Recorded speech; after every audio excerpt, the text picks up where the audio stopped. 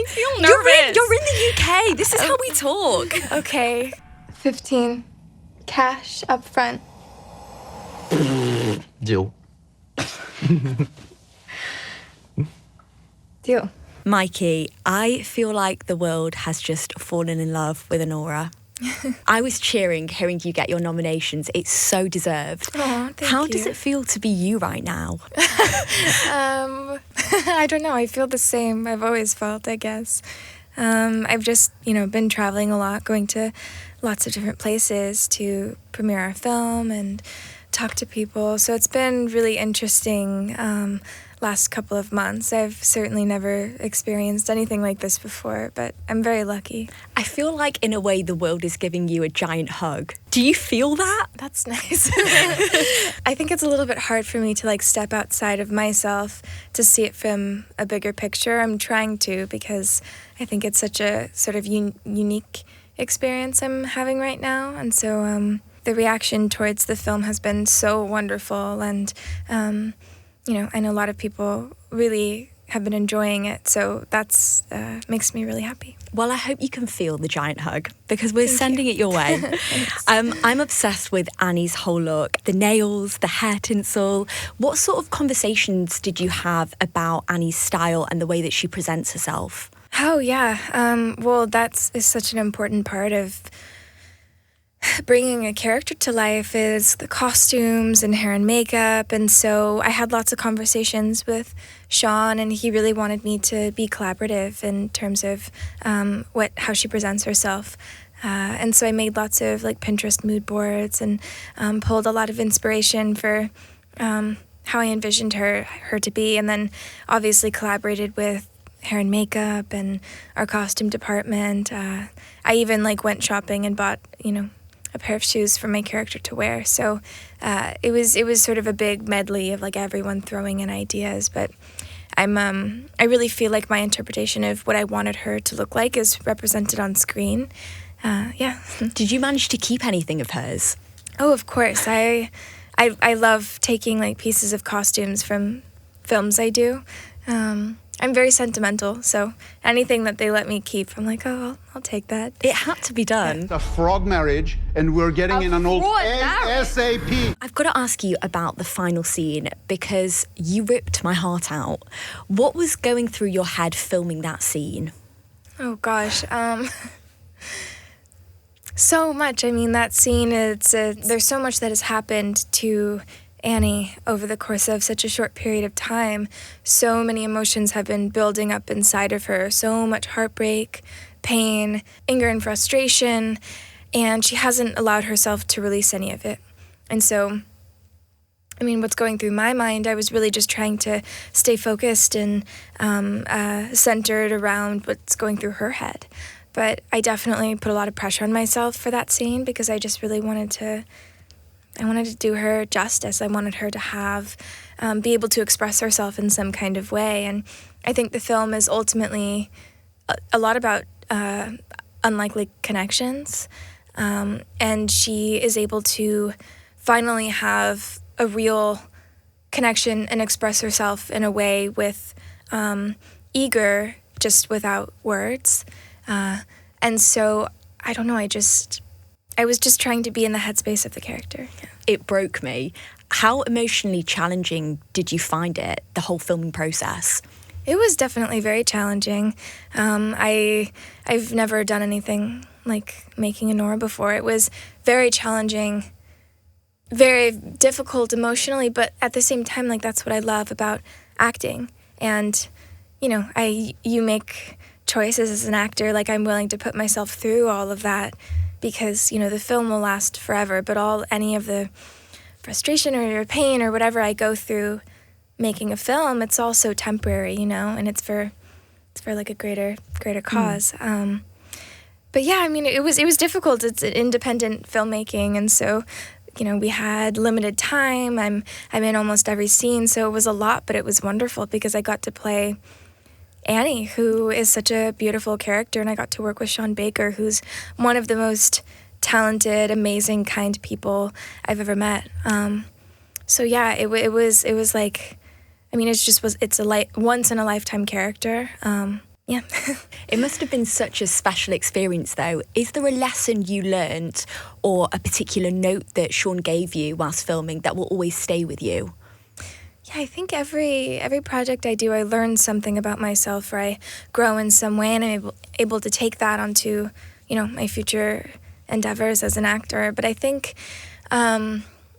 leading up to the filming of Anora, I really allowed myself to be confident in my voice as an actor and as a creative. I think that oftentimes in the past I'd sort of taken a step back and only taken on a role as just an actor, but Sean really welcomed me into making the film in such a big way and wanted me to collaborate with him, and so I really felt like I stepped up and I tried to let go of any of that imposter syndrome that gets stuck in your head, and I was like, I need to be confident in my voice as a creative person, and what I have to say is important, and people care, and Sean cared.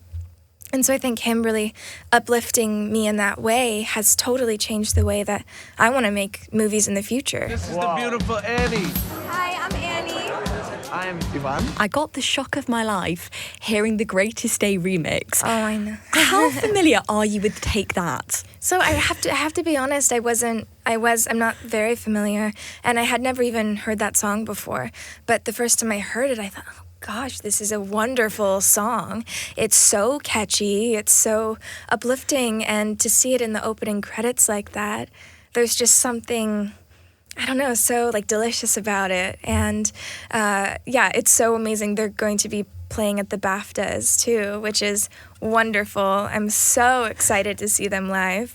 But yeah, every British or like Irish person I meet, that's the first thing that they say. They're like, and the Take That song. I'm like, I know.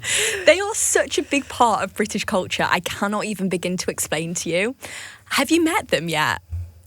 Yes, yeah, I did. I met the lead singer. And Gary Barlow? Yes, Gary. You met Gary Barlow? I did, just the other day, and he's so nice and so talented, obviously. I mean, he's been making music since the early 90s, and his success is so wonderful. And yeah, I met him because he's performing, and it's so exciting. I'm so happy, and yeah. This is like everything to me, by the way. Really? Are you happy? Very happy. The way that you were able to learn to dance in this is incredible. I mean, it's a real art form. How nervous were you approaching it? Yeah, I wasn't nervous at all. I was excited. I am not a dancer at all. I really don't feel like I had any talent. I know that I'm a stubborn person, and I was very dedicated to wanting her to seem like as authentic as possible. I wanted it to be real and realistic. Like, you walk into a club and that's the way that you would see someone dance. And so I spent many months trying to cultivate those skills, getting in really great shape, building my strength, really learning to, just connect myself to a sort of, sexuality that I didn't have before, feeling comfortable in that, feeling strong, being in control. And so, many, many months, hours a day, spinning around that pole, practicing all of my moves and sort of trying to get some flexibility. But yeah, I would just be like making dinner, and I'm like, it's time to go downstairs and take a whirl, and then I'll go back up. And when you watch these women dance, it's so effortless, so sexy, it's easy. It's like watching a ballerina do what they do. And it's really it looks effortless, but it takes a lot of effort and a lot of training and dedication to get to that point. And so I have so much respect for strippers and what they do, because it is so difficult.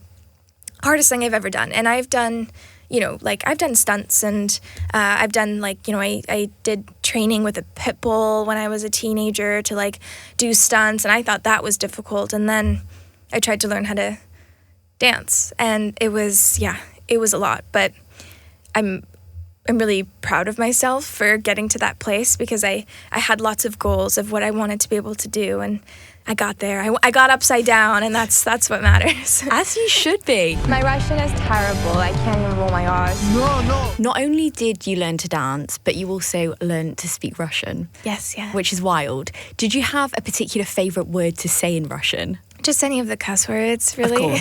Of course. Was there a particular one? Yeah, I mean, there's like bliat, which is just, classic F word, but it sort of has this like, I don't know, this attitude to it. And then, I've forgotten some of the phrases because it's been like 2 years since my Duolingo is still like giving me notifications. They're like, hey, it's been 300 and something days. I'm like, I know. Suka bliat, which is like just, am I allowed to say it? Yeah. Go for it. Oh, I don't know. Sometimes there's rules and you're not. No. There are no rules here. Say it all. No rules.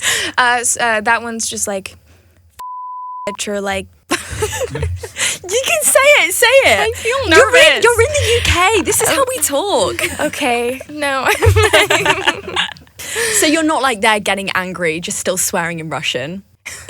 Well, sometimes I'll like remember randomly because I really drilled that stuff into my head because I didn't just want to memorize the lines phonetically. I wanted to know what I was saying. I wanted to like really understand the nuance of each word and what it meant so that when I'm saying it, I'm not just like saying a line like this. I wanted it to be inside of me because the character speaks Russian. She speaks it like an American in a very specific way, but she speaks it. She knows what she's saying, and I wanted to too. And so I had, 2 months to do that. And so I would fall asleep listening to like a YouTube 10 hours of Russian speaking and really just try to integrate as much as possible. And sometimes I'll like think of a random line I said and it'll just like come into my head. I'm like, wow, I still remember that line. All of the actors, our 2 Armenian actors, Vache and Karin, and then our 2 Russian actors, Yura and Mark, all of them speak Russian. And so they speak it like fluently, and speak very, very quickly. And so I'm just like sitting with them and they're all having a conversation. And I was so jealous and I felt so left out. I was like, dang it, I wish I had like a year to learn this so I could understand what they're all talking about. And on like the second to last day of production, something in my head just clicked. And I was able to like really like pick up sentences and things that they were actually saying. And I remember Yura was like talking to Mark about something and I was like, no, we're not going to do that. And he was like, you speak Russian now? Like, what's happening? He's like, you know what I'm saying? And obviously then it was too late, so. 3 carrots. What about 4? It feels like you're at such an exciting time in your career. Which actors would you love to work with in the future? Oh my gosh. I would love to work with Tilda Swinton, Isabelle Huppert. There's so many talents out there. I love like making lists. It's just one of my favorite things as a person is making lists and like crossing things off. And so I have like a big list of actors and directors and producers I'd love to work with, and I just kind of like always keep it close and something is manifesting, I think, by writing it down and thinking about it. But yeah, those are 2 actresses that I love and whose work I've loved since the beginning of my career. So I would love to work with them one day. Is there anything else that's on the acting bucket list for you that you'd love to tick off in the future? I always think it's funny sometimes when actors talk about that. They're like, yeah, I want to be a cowboy, or like, yeah, I don't know, but like I do. Do you want to be a cowboy? Yeah, I do, but I always like laugh when people say that because I think it's really just about sort of like what comes your way. But I don't know. I'd love to just. That's the thing about making films is you can do anything. You can be in any time period. You can play any person, any like you could be an alien or like in the Victorian period. And so I don't know. I would love to just do something really different that I've never done before. I think sort of trying to like stretch your imagination as much as possible and just keep like refining my craft and doing things that are exciting and interesting. I don't know. I want to do something so far away from anything I've done before, because I think that's exciting. How do you feel about musicals? I only say this because I'm deeply obsessed with musicals, Really? yeah. Well, the thing is I've never tried to sing before. I've always like convinced myself that I just don't have like that kind of voice, or I or I don't know, like do you like karaoke? I'm obsessed. I am awful to be around at karaoke. Okay. But I will do karaoke. So that's like my worst fear.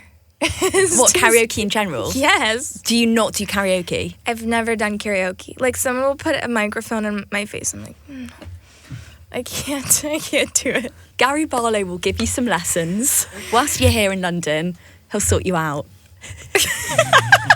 Well, that would be very generous of him, because I think I'd be starting from nothing. I'll come with. I'll organise it. Okay, thank you. I can't wait. Me too. Thanks. Mikey, it has been such a pleasure, and just huge congratulations on Anora, and it's so deserved, all the success of it. Thank you. Thank you. Thank you so much.